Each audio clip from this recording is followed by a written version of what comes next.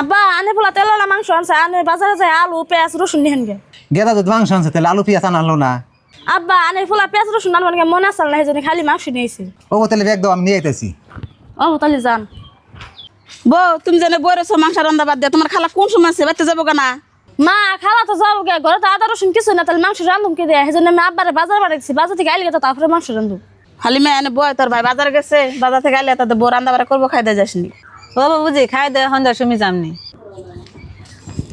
বউ এই যে বাজার করে নিয়ে এসে যাও রান্ধো গা।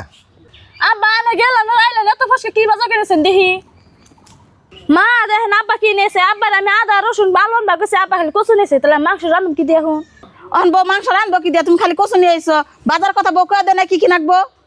মোর দিনে বউ কি জানে আনবার কুচাল মনে নাই আমি ভাবছি কচু আনবার কাছে হে কচু নিয়েছি। বুঝি তুমি দিলে বাড়ি না কেমবে সংসার করে খাও গো, একটার কথা কইলে আরেকটা নিয়ে হে বাজার থেকে। ওই তো হালিমা তোর দুলাবাই যে কেমন করে সংসার করে খাই হেটা আমি জানি, একটার কথা কইলে আরেকটা নিয়ে আয় নুজাই কচু আনছে কচু দিয়ে মাংস রান্ধুমনি আর গেদারে আদা রসুন আনামনি। হাই রে কচু কুটপালে হিরো মাত খাই যাচ্ছে না জানে কচু খালি কিরম গলা ধরবো তাড়াতাড়ি মার যা খবরটা কই আহি মা আব্বাটা কি কচু নিছে কচু তো আমি খাম না। কে বউ কচু খাইবে না কে কি হয়েছে? মার কে কচু কুটপালে যে হাত খাই যাচ্ছে রাইন্দা খাইলে না জানি কিরম গলা ধরবো হেন আমি রান্ধুম না। কে তুমি কেমন কচু কিনে এনেছো বকুর পার যে আট খা যাইতেছে শিগগির কচু নিয়ে ঘুরে দিয়ে হোগা যাও। বউ তোমার হাত খাই যাইতেছে কচু নিয়ে আমি ঘুরে দিয়ে গে। আব্বা আমি যাবা নিছি